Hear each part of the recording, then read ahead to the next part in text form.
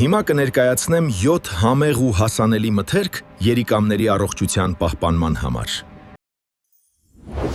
Սխտորի գործածությունը նվազեցնում է օրգանիզմում խոլեստերինի մակարդակը ու նպաստում է արյան հոսքի բարելավմանը։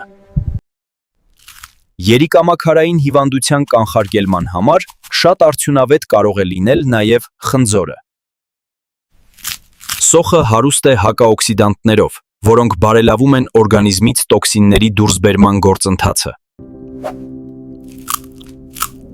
Ճակնդեղ դրական ազդեցություն է ունենում արյան հոսքի ու զարկերակային ճնշման վրա։